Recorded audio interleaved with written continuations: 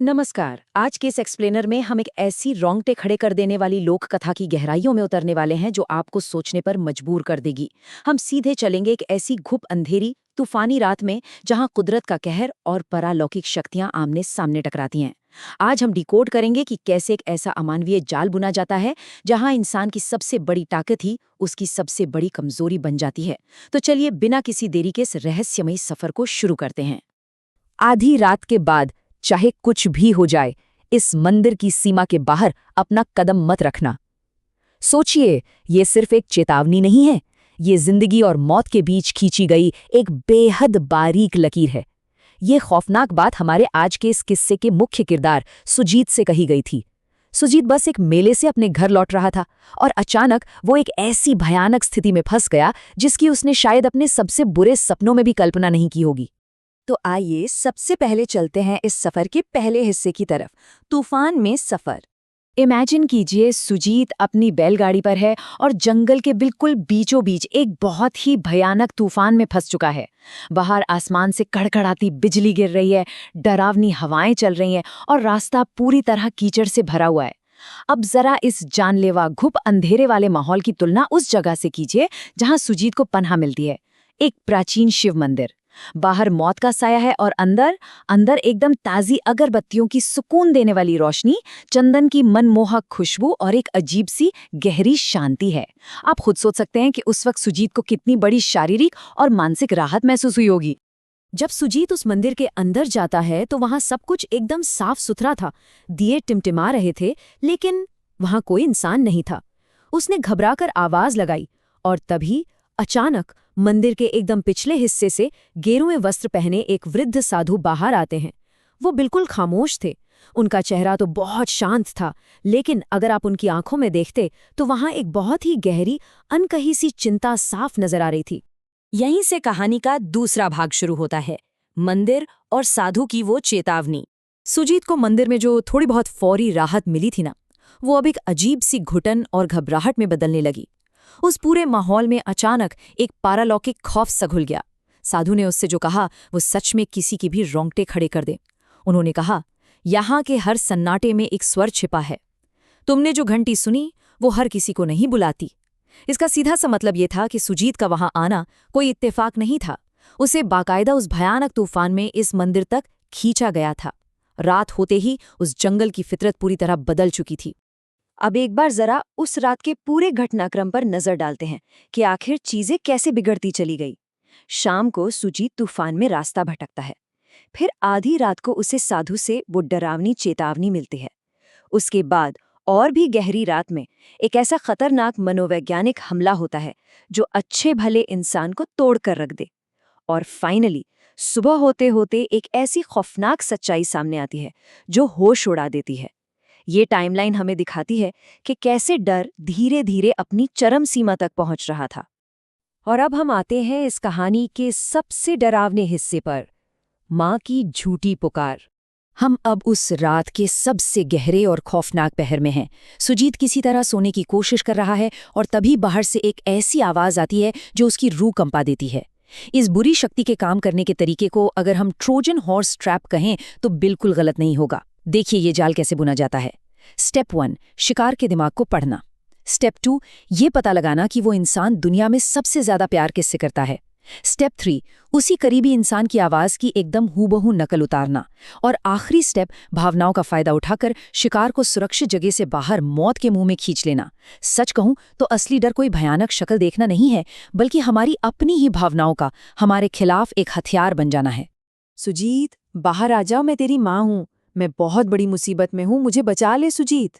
जरा सोचिए, बाहर एक भयंकर तूफान तबाही मचा रहा है और दरवाजे के ठीक दूसरी तरफ एक माँ अपने बेटे को रो रो कर पुकार रही है।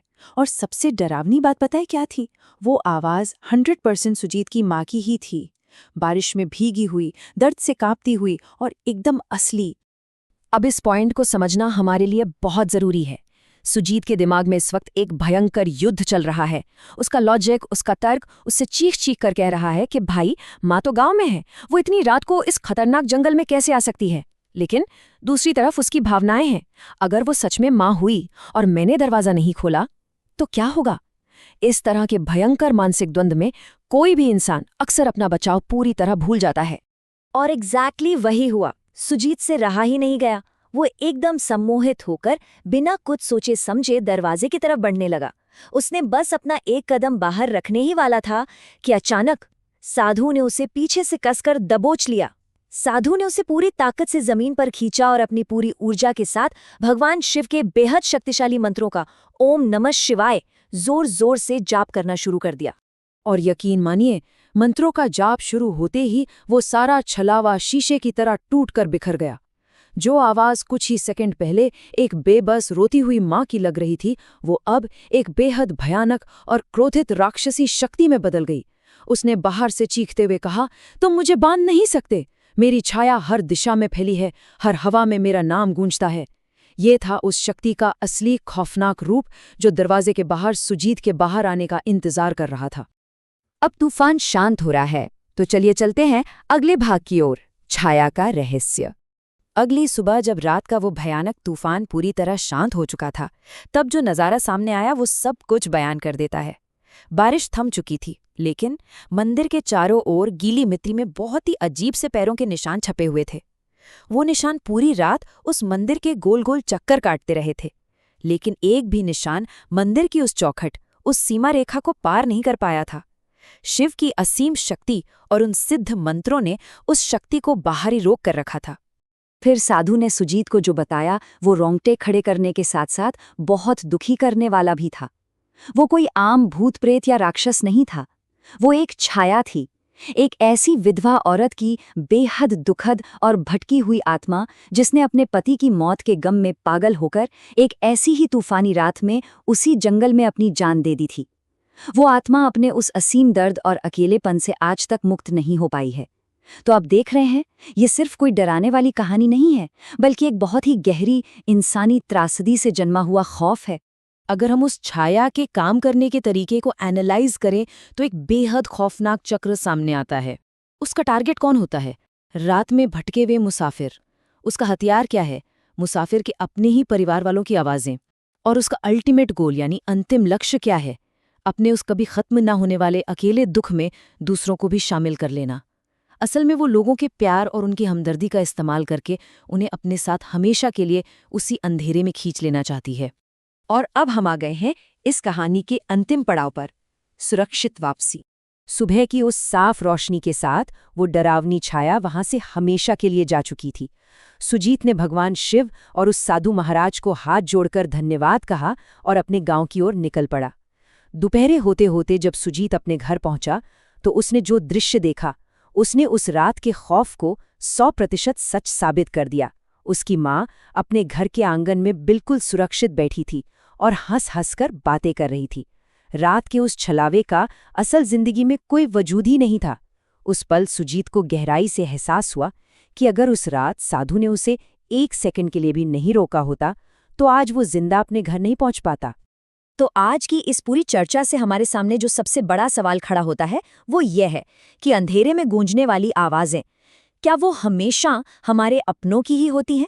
ये लोक कथा हमें एक बहुत बड़ी बात सिखाती है कि कभी-कभी हमारी सबसे पवित्र, सबसे सच्ची भावनाएं ही हमारे खिलाफ एक घातक हथियार की तरह इस्तेमाल की जा सकती हैं। तो अगली बार जब किसी सुनसान सन्नाटे में आपको कोई अपनी तरफ पुकारे, तो शायद एक पल रुककर ये सोचना बहुत जरूरी हो जाता है कि वो पुकार असर में आ कहाँ से रही है। आज के इस एक्सप्लेनर में बस इतना ही।